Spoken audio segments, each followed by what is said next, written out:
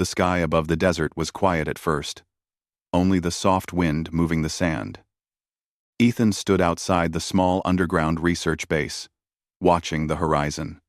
He felt a strange tension, a feeling that something big was coming. The radios crackled with faint signals, and everywhere people spoke about strange ships in orbit. The news called it an alien armada, but Ethan knew it was more than that. Something alive was coming. Something huge and dangerous. Inside the base, Claire checked her instruments. She was a biologist and loved studying life in all forms, but nothing in her experience could prepare her for this. The screens showed massive objects appearing above the Earth, enormous shapes that moved silently in the sky. Their size alone made the human satellites wobble in orbit. Claire felt her stomach tighten. She looked at Ethan, who was unusually calm. His hands moved over a console, checking signals and reading patterns. "They are not just ships," he said softly. "They are alive, or at least they are made to behave like they are." Jason, a young officer who was in charge of security at the base, frowned. He was trained for combat and defense, but what was coming was beyond his imagination. He spoke with urgency. "We need to prepare weapons and shields. If they attack, we can't just hide." He looked at Ethan and Claire. "We have no time for guessing. We need to be ready." The first sign of the alien queen's ship appeared as a shimmer in the sky, like heat waves over a desert. It grew larger, darker, until it blocked the sun. Ethan and Claire stared at the sight. It was enormous, a living metal fortress that twisted and moved as if breathing. The surface seemed to pulse. Patterns crawled across it like veins. Ethan felt a strange thrill. "She is massive," he said, "and she knows we are watching." Inside the alien ship, the queen, Lysara, looked down at Earth. Her eyes were silver and sharp, reflecting the tiny blue planet. She had destroyed many worlds before, and this one was just another test. She felt nothing but duty and pride. She had conquered planets without question, and she expected the same from this one.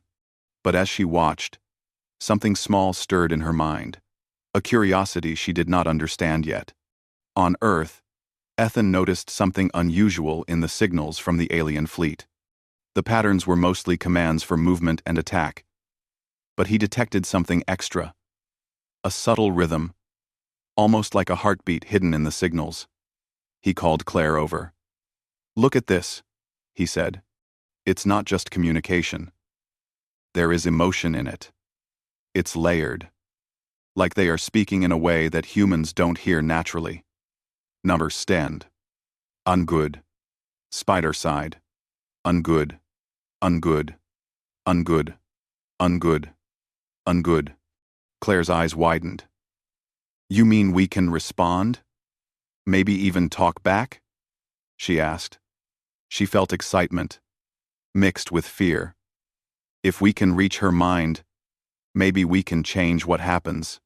Jason shook his head. "This is too risky. Trying to communicate might make her angry. We could provoke her to attack faster." Ethan considered for a moment, then shook his head. "I have an idea. A small test. Nothing threatening. Just one question." He tapped a few keys and transmitted a short, narrow-band audio signal aimed at the flagship. The words were simple, soft, and clear. "Why do you need to destroy us?" Inside the flagship, Lysara noticed the signal. She stopped what she was doing. She did not expect a species to speak in a questioning way.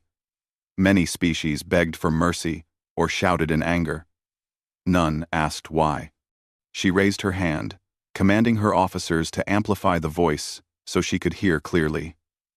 A strange curiosity stirred inside her.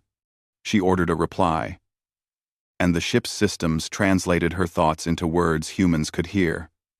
"Because your world has what we need, and you are weak." Ethan and the team heard the alien voice for the first time. It was deep Metallic, but full of life. Claire gasped.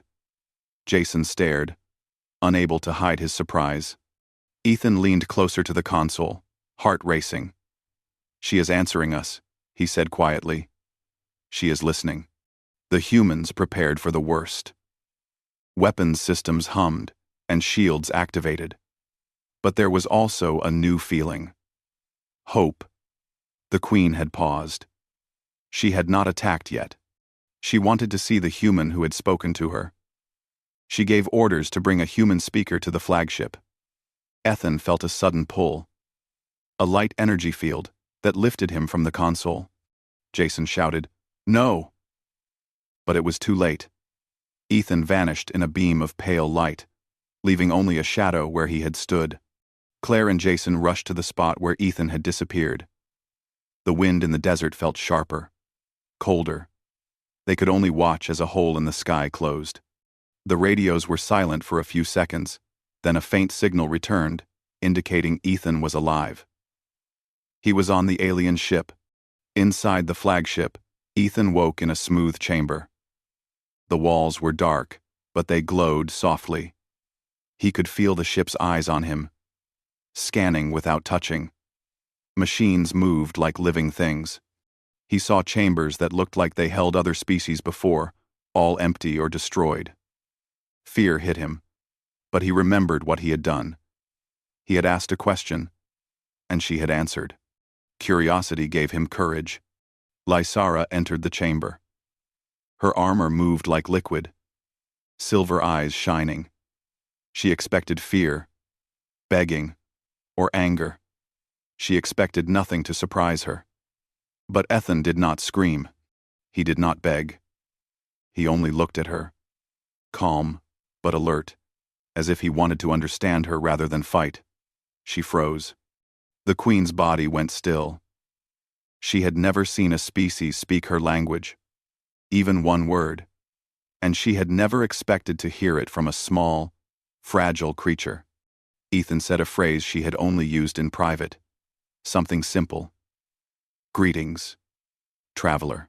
Her heart, if she had one like humans, would have skipped. She did not move, did not speak. The ship around her seemed to wait. Ethan explained how he had learned the pattern of her language from the signals, the rhythms, and the pulses. He had studied them, guessed the structure, and spoken carefully, not to mock, but to communicate. This human had risked everything to speak to her, not to attack. He had spoken with bravery, curiosity, and respect. She tried to test him.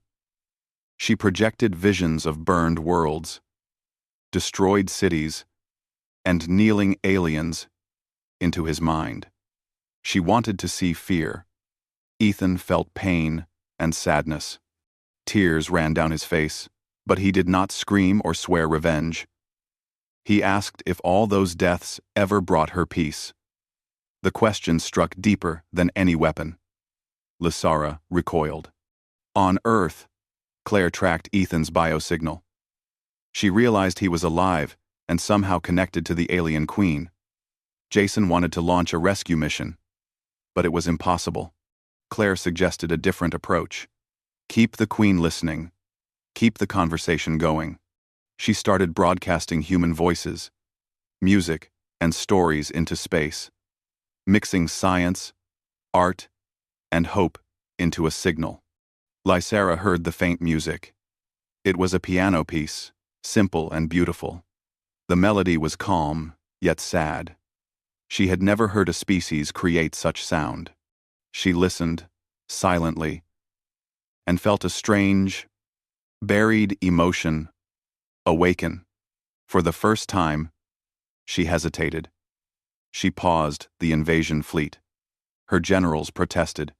She said, her voice calm and firm, "We must measure this world correctly." Ethan realized what had happened. The human voice, the calm music, and their messages had given Earth more time. The Queen had frozen in surprise and curiosity. The planet would live a little longer because she had chosen to listen.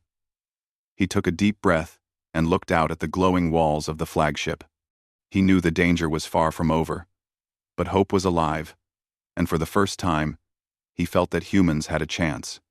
Lysara watched him, her mind filled with doubt and curiosity. She had never faced a species that did not fall to fear or rage. She had never met a being who would risk everything just to speak and understand. The queen who came to destroy worlds had paused.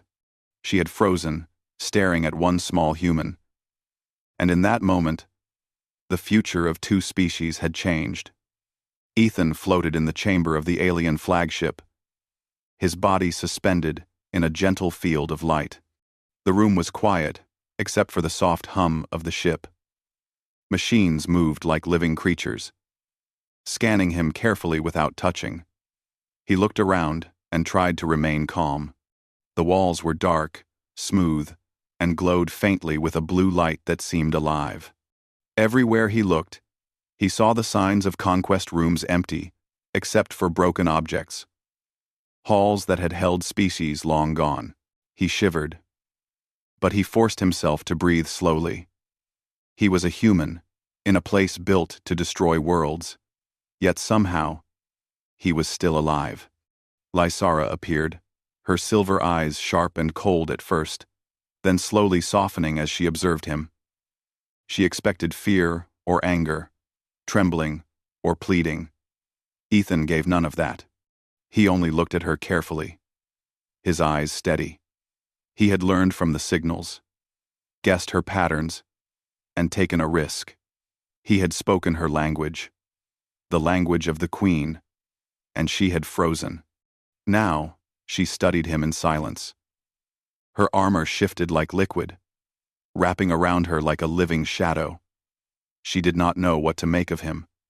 No species had ever dared to speak to her this way. "How did you learn this language?" she finally asked. Her voice was metallic but low, commanding yet curious. Ethan straightened, trying to make his fear small. "I studied your signals. I listened to the rhythms, the patterns. I guessed. I tried carefully. I wanted to understand, not to fight." He spoke slowly, choosing words that might not anger her. He felt a thrill and a chill at the same time. He had done the impossible, spoken to the queen. Lysara's body remained still. She could feel the tension of her empire in the air, the unspoken rules she had followed for centuries. None of her conquered species had ever challenged her in this way. She had been trained to see all life as weak or strong, useful or disposable. Yet this human did not beg or resist. He only spoke. And that frightened her more than any weapon could. She decided to test him. The walls of the chamber glowed, and Ethan felt a strange pressure in his mind. Visions appeared, burned cities, shattered worlds, aliens kneeling before her soldiers, flames and screams. It was meant to terrify him, to show the futility of resistance. Ethan saw it all, felt the horror, and a tear ran down his face. He shook, but he did not scream or beg. Instead, he asked softly, "Did all this bring you peace?" Lysara froze at the question. No being had ever asked such a thing. She expected fear, rage, or submission, never a question that made her doubt herself. The chamber was silent for a long moment, except for the hum of the ship.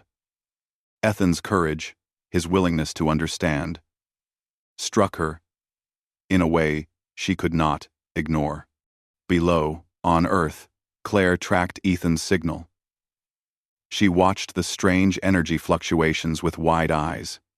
"He is alive," she whispered. "He is inside the flagship." Jason, standing beside her, looked grim. "There's no way we can reach him. We have no ships that can fight that fleet, let alone board her flagship."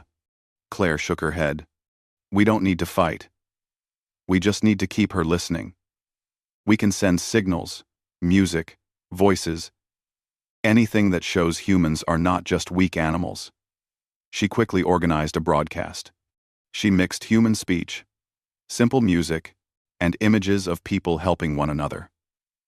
Volunteers in other cities joined in, sending their own signals to the same frequency. Lysara heard it faintly at first, then clearly. She listened to the human music. A piano piece Ethan had saved on a device, now broadcast from Earth. It was simple, sad, and beautiful. She had never heard a species make something like this. It moved her in a way she could not explain. She had never felt before. Not like this. Her generals in orbit noticed her hesitation and questioned her. She only said, "Hold position. We must measure this world correctly." Ethan realized what had happened. The Queen had paused. She was listening. And that pause meant Earth had more time. He felt a small hope. Maybe humans had a chance. He looked at Lysara, studying her every movement. She did not move. Her eyes, silver and sharp, were fixed on him. She was frozen not by fear, but by curiosity. Lysara stepped closer, moving with the grace of a predator. Yet, she did not attack. She asked again, "Why risk your life to speak to me? You could have been destroyed instantly." 8. Ethan's voice was steady. "If we do not try to understand, we have no chance. If we only fight blindly, we will lose." He looked at her carefully. "I wanted to see if there was more than destruction. If you could be different." Lysara paused. She did not like the words, but they unsettled her. She had never met a species that tried to understand her, rather than run or fight. The thought that maybe she could choose differently had never occurred to her. Centuries of conquest had taught her to see life only in terms of power and resources. Yet here was one human, speaking with courage and curiosity, showing her a different path. Suddenly, alarms echoed through the flagship. One of her generals noticed an unusual fluctuation in the energy field surrounding the ship. "Queen, your attention is needed. The fleet is holding position. Some ships are unstable." Lysara ignored them for a moment. She was focused on Ethan, on the way he looked at her. Something in his eyes, something in his words, made her pause, reconsider. She had never doubted herself before. Ethan looked around the chamber. He could see the technology of the ship, the strange living walls, the scanning machines. Yet he did not panic. He studied them, learning. He noticed how the energy pulsed, how the ship seemed to think in patterns. He realized that knowledge might be his strongest weapon. If he could understand the ship, perhaps he could help humans survive. Lysara observed him closely. No other species had done this. Some would beg for life. Some would try to kill her immediately. Ethan had neither begged nor attacked. He had spoken, observed, and taken a risk. She felt something stirring inside her, a feeling she had not experienced in centuries.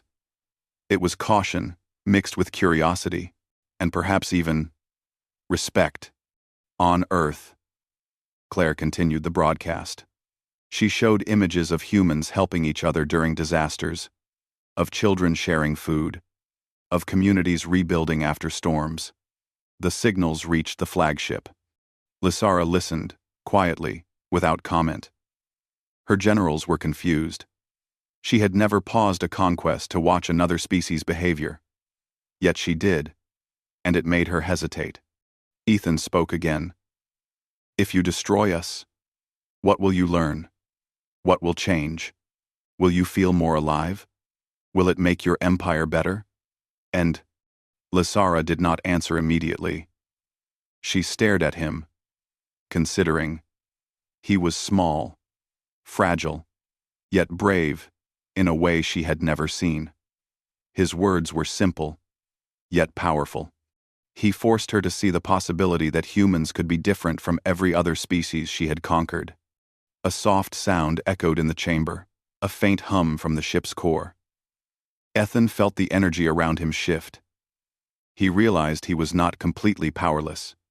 If he could use what he had learned from the signals, perhaps he could influence the ship subtly, just enough to communicate with Lysara and maybe protect his world.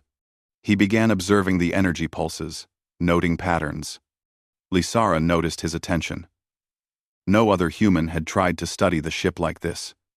Most would panic, scream, or beg. Ethan did not. He adapted. She had never expected a species so fragile to act with intelligence under pressure. Again, she felt a stirring she could not name. The Queen's generals grew impatient. Some whispered about attacking the planet immediately, destroying the humans before they caused further delay. Lysara silenced them with a gesture. "Hold," she said. "We are not done observing." She spoke to Ethan. "You are small, yet you have made me pause." "Why?" Ethan took a deep breath. "Because even a small species can teach something. Even a fragile world can show strength. I wanted you to see what humans can do if you stop only to fight." Lysara looked away for a moment, thinking. She had never listened to anyone like this before. She had never let anyone show her the value of life in this way. Centuries of conquest had taught her only that weakness must be destroyed. Yet now, for the first time, she questioned her own beliefs. On Earth, the sky was filled with alien ships, but the humans continued their broadcasts. Music, words, pictures of their lives, of their struggles, and of their courage. The signals were small, almost fragile. Yet the Queen heard them. She could not ignore them. She could feel the hope, the persistence, and the bravery. Ethan studied her closely. He realized she was listening, that she had paused, that she was thinking. He felt a strange mix of fear and hope. If she could change, even slightly, the world might survive. He did not know if the humans below realized what was happening, but he understood. The Queen, the conqueror of countless worlds, had frozen when she saw him, because he had dared to speak. Lysara finally spoke, her voice low and deliberate. "You are unlike any creature I have ever met. Your species is unexpected. You speak without fear. Yet you are aware of danger. Why do you risk your life so easily?" Ethan answered, simply and firmly. "Because if we do not try, we die anyway. If we try to understand, maybe we can live." The Queen's armor seemed to shift more fluidly, almost like water moving. She did not move to attack. She did not order her ships to fire. She had paused completely. For the first time in her life, she considered a choice she had never made before. To see a species not as weak, but as something worth observing, maybe even protecting. Ethan took a step forward, careful not to alarm her. He knew he had only a few moments, but he tried to make them count. "We are small, fragile, and often scared," he said softly. "But we do not give up. And we can learn. Maybe you can too." Lysara's eyes narrowed slightly. She studied him. The small human who spoke with courage, intelligence, and calm. She had conquered countless worlds. Yet none had ever made her pause in this way. She felt something stirring inside her. A strange, unfamiliar feeling, almost like hope. The chamber remained quiet. Outside, the alien fleet held position. The humans on Earth continued their broadcasts. And inside the flagship, the Queen who came to destroy worlds remained frozen, staring at one human who had dared to speak, who had dared to risk everything, and who had shown her that even the smallest creatures could teach the largest conqueror something new. The Queen Lysara floated in her command chamber, her silver eyes fixed on the tiny blue planet below. She had watched Ethan speak, had heard the music and the words of humans, and felt something she could not name. Curiosity, doubt, and perhaps respect. She had paused the invasion fleet and her generals whispered in confusion. Some were angry, some were afraid, and some did not understand her choice. Lysara ignored them. She was thinking, not commanding. On Earth, Ethan's team continued to broadcast signals into space. Claire and Jason worked tirelessly to keep the signals strong and steady. They sent music, stories, and videos of humans helping each other. They showed bravery, compassion, and intelligence. The broadcasts were simple, but they carried one clear message. Humans were not just weak creatures. They were alive, and they would not give up. Lysara watched the signals closely. She noticed something she had never seen before. Humans did not just fight for themselves. They fought for each other. They helped those who could not fight. They shared, they taught, they loved. She had conquered many worlds, and none had ever done this. She felt a strange pull, a curiosity that frightened her. Why did these small creatures act this way? Why did they not surrender? Why did they not panic? Inside the flagship, Ethan studied the ship's systems. He could feel the patterns of energy, the flow of power. He realized he could subtly influence the ship without being detected. He could adjust small signals, guide systems, and show Lysara how humans could work with alien technology instead of against it. He began carefully, moving his hands over consoles that seemed alive. The machines responded, adjusting flows and energy patterns. Ethan held his breath. He was learning, and Lysara noticed. "You are learning quickly," Lysara said, her voice calm but edged with surprise. Most species would panic, cry, or fight. You adapt. Ethan nodded. We have to. If we do not, we die. If we try, we might survive. I want to help, not fight. Lysara's armor shifted like liquid. She had never heard a creature speak like this. No species had ever offered understanding instead of submission or violence. She felt a strange tension in her chest, a feeling that she had forgotten centuries ago. She wanted to see more. She wanted to understand humans, not just destroy them.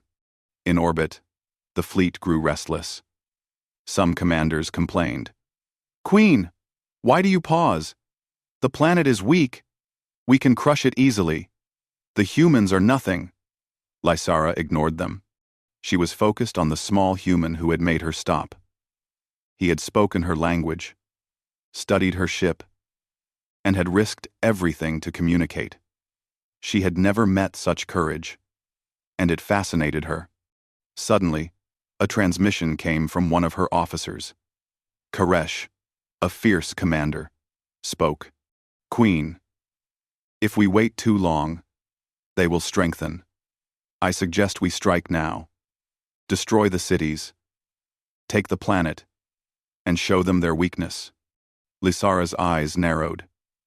She did not answer immediately. Koresh's plan was simple and brutal, like every strategy she had used in her empire. Yet, she saw the humans differently now. She remembered Ethan's question. Did all this destruction bring her peace? She could not forget it. She could not simply obey the old rules. She made a choice. "Hold," she said firmly. "We wait. We observe. The planet will show its strength."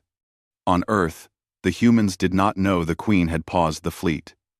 They continued their broadcasts, showing courage and kindness. Children sang songs. Workers helped the injured. Neighbors shared food. Everywhere, humans refused to be small. They stood together, even in fear. Ethan spoke to Lysara again. "Your species is strong, but there is more than strength.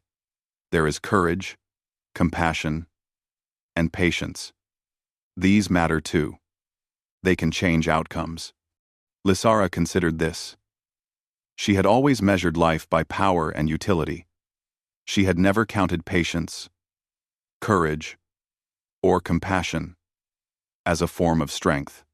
Yet this small human, fragile and brave, was teaching her. She felt something new. Doubt. Not fear, not anger, but a quiet questioning. Koresh grew angry.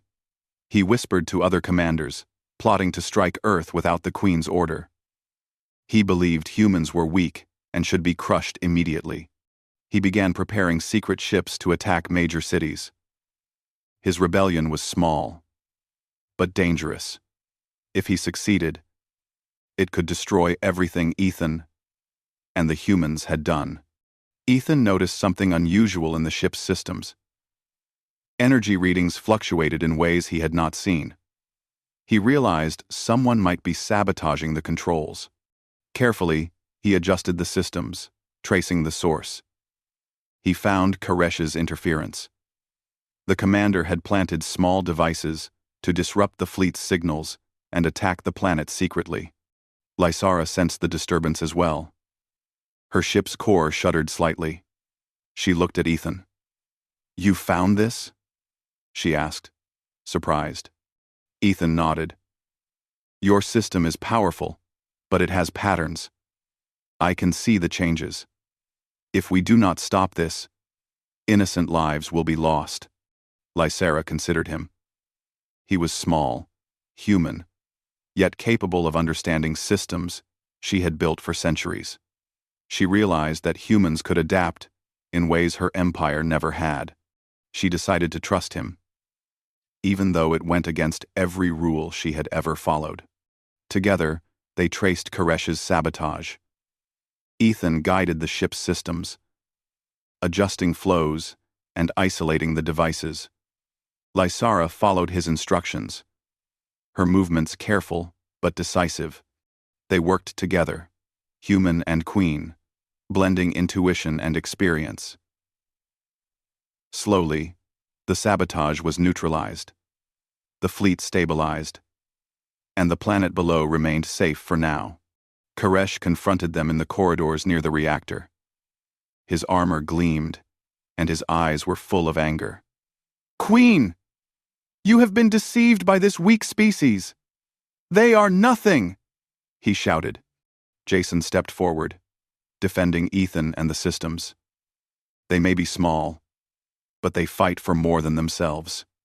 We will not let you destroy what we protect." Koresh laughed. "You are fragile creatures. Do you think you can stop me?" Jason moved carefully, watching Koresh's devices.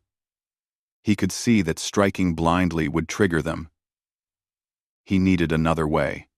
He pinned Koresh without using deadly force, forcing him to deactivate the sabotage. Koresh was shocked. No human had ever shown such mercy. He obeyed, but only because he had no choice. The strange behavior unsettled him, planted a seed of doubt in his mind. Lysara observed the confrontation silently. She realized that humans could teach even her warriors new ideas. They did not fight only for power. They fought for life, for others, and for principles. She felt something she had never felt before. Respect for a species she had come to destroy. The humans below continued to broadcast, unaware of the small victory above. Their courage, compassion, and intelligence reached Lysara's mind. She realized that destroying this planet would not only be wrong, it would be unnecessary. Humans could survive, and they could teach her empire new ways of thinking. Ethan turned to Lysara. "We are not perfect. We are small and fragile, but we stand together. We do not give up. Maybe you can see that now." Lysara's silver eyes softened. She nodded slowly. "Yes. You are unlike any species I have known. You have made me question my path." She paused, then made a decision. "Koresh will not act against you again, and Earth will remain for now. We will observe and learn, and perhaps cooperate." Ethan felt a surge of relief. The Queen had made a choice, one that could save the planet. Yet he knew the danger was not over. Koresh still lived. The fleet still loomed. and the humans below remained unaware of the fragile peace above them. Lysara called her officers. "We will not attack. We will observe. The humans have shown a strength we have not seen before. Let this be a lesson." The officers murmured among themselves. Some were angry, some confused, but they obeyed. The Queen had spoken. On Earth, the team watched the sky and continued their work. They did not know that their broadcasts had changed the course of history, that their courage and care had made a conqueror hesitate. Ethan thought of the Queen, of her paused fleet, and of the small spark of hope he had seen in her eyes. He knew that humans had a chance, if only they continued to show who they were. Lysara returned to her chamber. Alone now, she looked at Ethan and said quietly, "Your kind is small, but it is brave. It is clever. It is unexpected. Perhaps you are teaching me something." Ethan smiled faintly. "Maybe we are. Maybe we can teach each other." The Queen considered this. For centuries, she had conquered worlds without question. For the first time, she questioned herself. She saw humans not as prey, but as beings capable of thought, courage, and change. She realized that the invasion she had planned might not be necessary. She had paused, and in that pause, the fate of the planet had shifted. The humans below, unaware of the full story, continued their lives, broadcasting courage and hope into space. Lysara listened and learned, and for the first time, she felt that perhaps there was a different way to rule, a way that did not require destruction. Ethan stood beside her, small and human, yet full of courage. He had spoken. He had risked everything. And he had made the Queen see differently. She had frozen when she first saw him, and now she was considering a future that no other species had ever forced her to imagine. And in that moment, two worlds, once destined for conflict, began to see a possibility for something new, something that neither human nor alien had ever experienced: understanding.